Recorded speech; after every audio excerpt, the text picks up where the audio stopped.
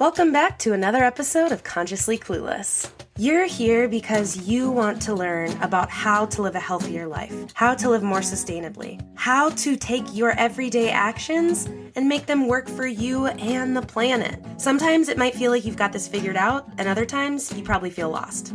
That's why I'm here. Together, we will learn how to live happier, healthier lives without the need to be perfect, and always allowing space for a little cluelessness on this journey to living a more conscious life. In this week's solo episode, I'll be diving into how I've been dealing with my endometriosis, what that is if you're not sure, and how to consciously deal with things like that when you can, if you can. Here we go. At this point in my sustainability journey, I have tried lots of products.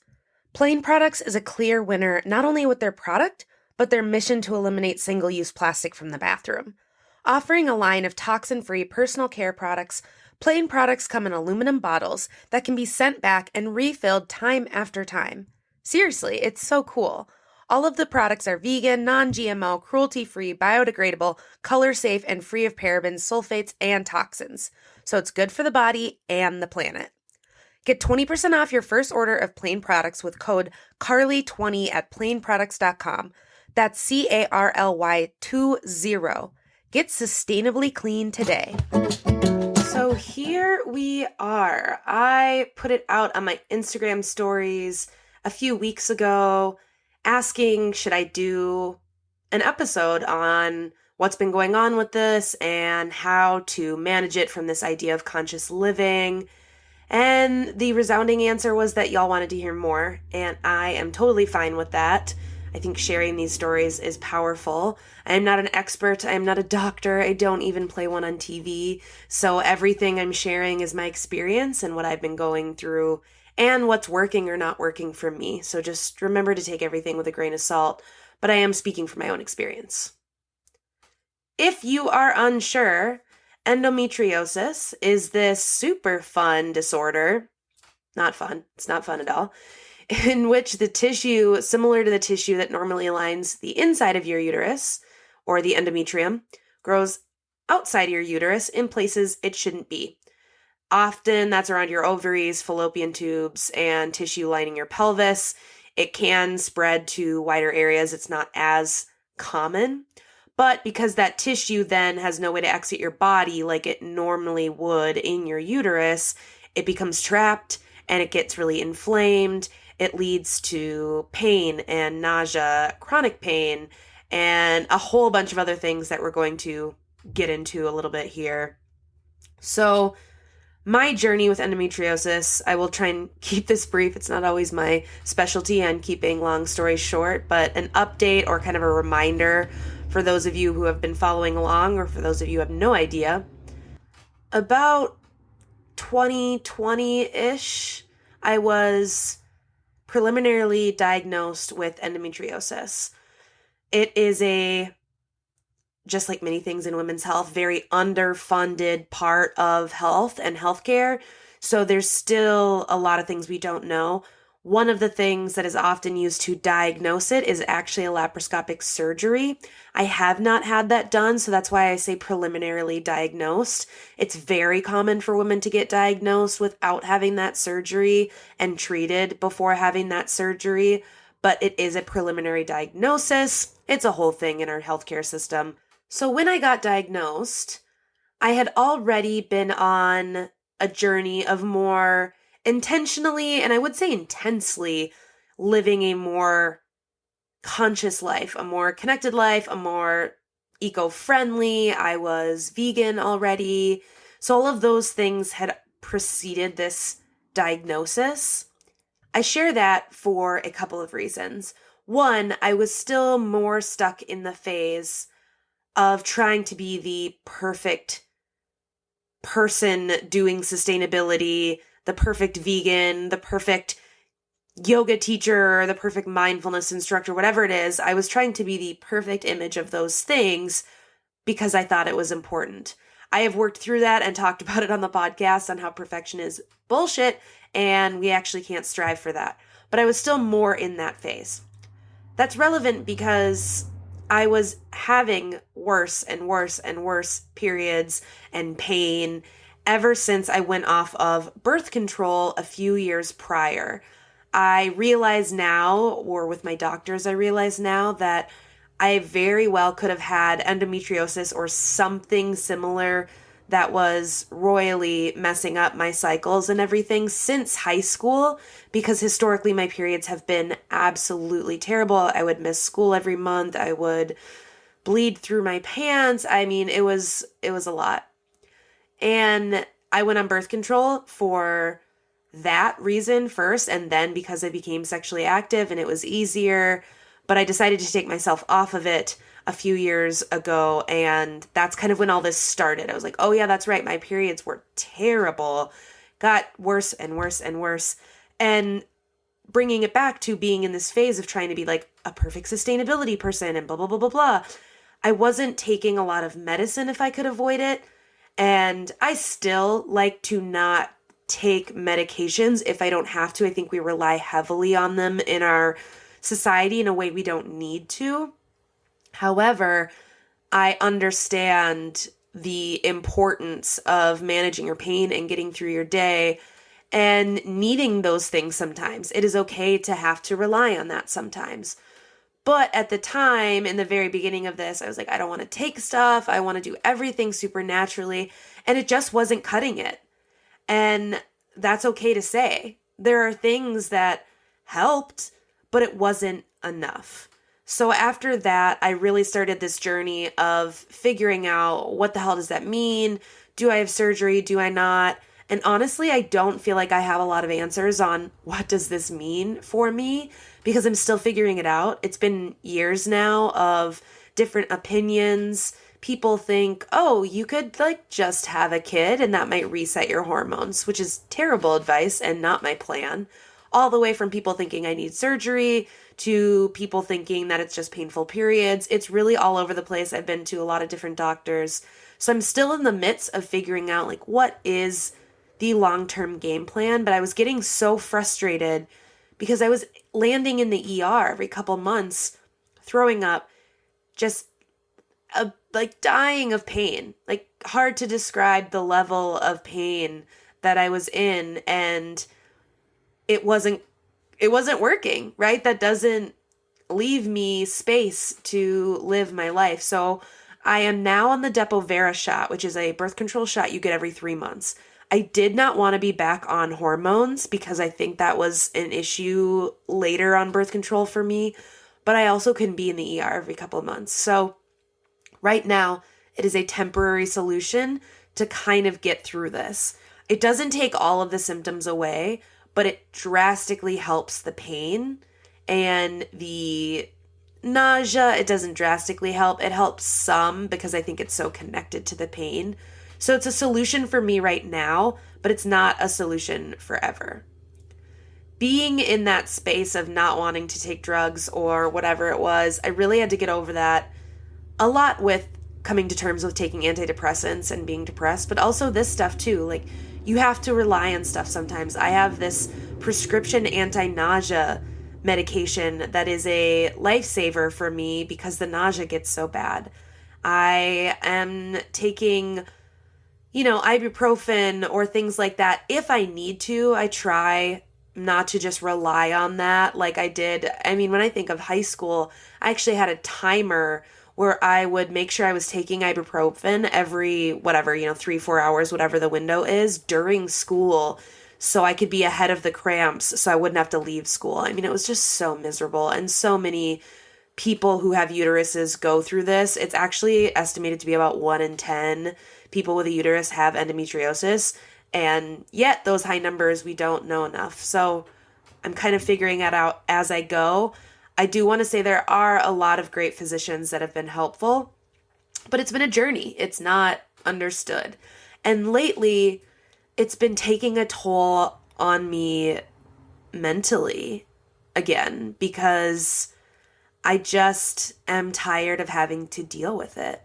There are things that have been working. I've started acupuncture, started really making sure I'm hitting all my major food groups every day with what I'm eating, getting more fruit, that usually means for me, making sure I'm drinking enough water and exercising. These are all things that I preach in terms of a holistic, conscious living routine, regardless of having something like endometriosis.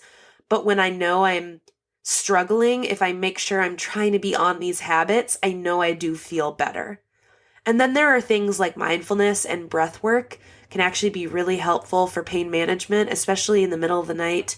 If you wake up in pain, you can use your breath to kind of soothe you. It doesn't always work, I will admit. Heating pad and ice, those are things that are game changers for me. I am basically in a long-term relationship with my weighted heating pad. It is fuzzy and the best thing I've ever had. It's actually my second one because I fried the first one. Which brings me to some of the things I've been dealing with lately that I haven't talked about as much. In these symptoms, I guess, it's unclear yet in terms of if this is endometriosis or if this is a separate hormone issue. I'm actually being referred to an endocrinologist to dig more into the hormone stuff I have going on. One of the major issues is regulating my body temperature. So it's not a cute thing to talk about, right? And not that I usually shy away from anything, but for some reason this one particularly sucks. But I am having a hard time regulating my body temperature, which means if I work out or if I take a hot shower or if I sauna or sit in a hot tub, I am then hot for at least like an hour. And I'm not just saying like warm, like I am sweating to the point where I have to change my shirt multiple times. Almost every night I'm sweating in the middle of the night. I'm waking up absolutely gnarly, gross, right? It's not cute. I am like, oh, I just ran a marathon, but actually I've just been asleep for a few hours. So something's going on hormonally where my body cannot regulate, or I just get really cold. It is really interesting. Right now, the thoughts are maybe not tied to the endometriosis, but it's a kind of what came first, the kitten or the cat, which is my vegan version of chicken or the egg. But I don't really know where that is at. That I'm kind of stalled out. I'm waiting to find out the information from an endocrinologist before diving back into the endometriosis to see which one is doing what. But I'm tired. Like that is the thing people with dealing with stuff like this talk about so much, is that it's really exhausting. You get tired of dealing with it, and I feel like I don't want to talk. I do want to talk about it and raise awareness, but I don't want to talk about it because I feel like I'm being annoying because I could talk about it every day. I'm in chronic pain, more often than I'm not in my hip and my back and my leg. And it's something I realize I've just gotten used to. I really appreciate CBD and THC in terms of helping pain management as well, but there's nothing that makes it go away. And that is what I'm dealing with, right?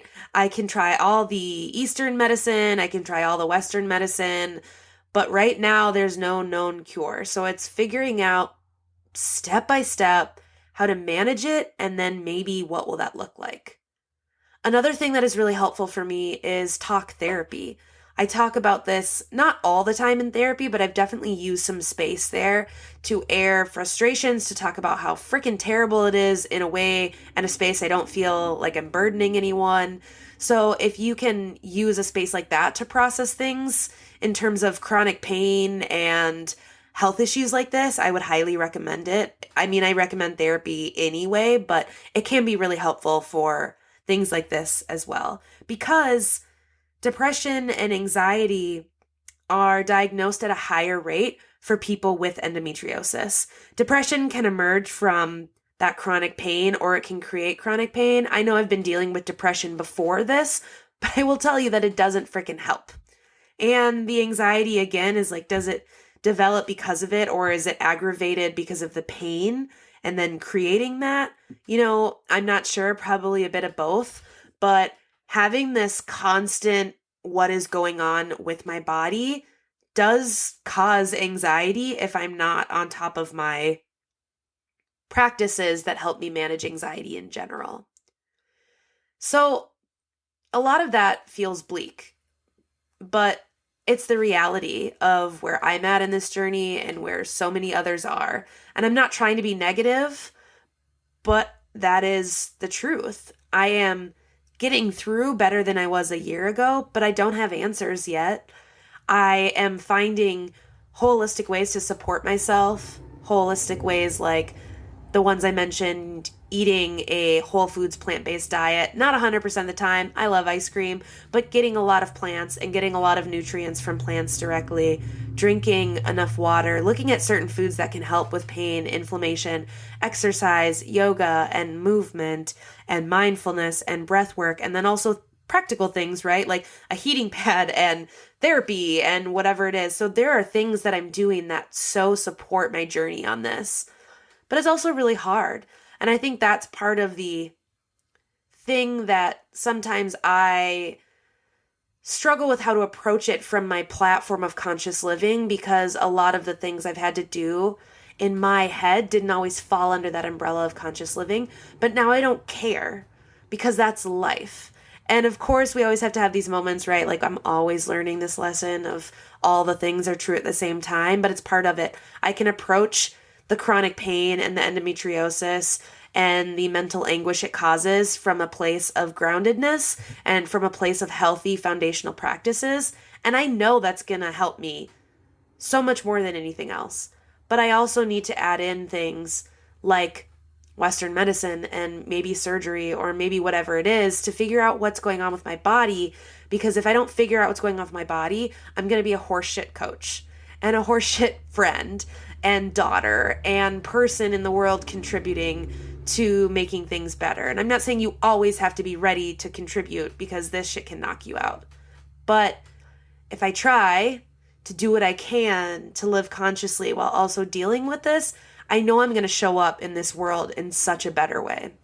So if you are dealing with something like this, if these tips helped, please let me know. If you think maybe endometriosis or something like that is happening with your body, I urge you to talk to your physician sooner rather than later, because it is a journey to diagnosis and to figuring out what to do. So the sooner you can figure out what's going on with your body and feel empowered to take charge of that journey, that can make a difference too, right? It's not always easy because I don't know exactly what I'm doing. I'm figuring this out as I go too, but taking charge of that yourself can make a huge difference. So if you're dealing with this, I just want you to know that I'm genuinely sending you love and light, because I know how hard this is. I'm also sending you a healthy dose of like, this shit sucks, and that's okay to admit to, but I hope you can take care of yourself in any small or big way possible. Thanks for listening to another episode of Consciously Clueless. If you're enjoying this podcast, please subscribe, share with your friends, put it on social media. Don't forget to tag me. If you're on Apple Podcasts or Good Pods, leave a review. Reviews and shares help more people to see the podcast and join in on the fun. If you want to make sure to stay up to date on future episodes, follow me at Consciously Carly on Instagram, Facebook, YouTube, or Pinterest, and head to consciouslycarly.com to sign up for the newsletter. Ready for more conscious living content? Check out patreon.com/consciouslycarly and join the exclusive community over there. And finally, if you're ready to take better care of yourself and the world, let's work together. Click the link in the show notes to head to the website, find out more, and schedule a free discovery call with me. Chat soon. This podcast is sponsored by TerraSeed. TerraSeed is on a mission to disrupt the vitamin industry, empower vegans, and reduce plastic waste in the world.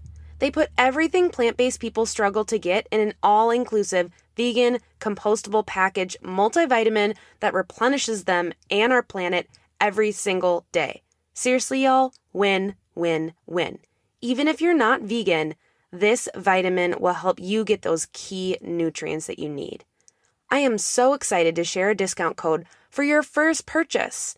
Use code CARLY50 at checkout to get 50% off. Again, that's CARLY50 for 50% off your first purchase at terraseed.com. Don't forget this code so they know I sent you.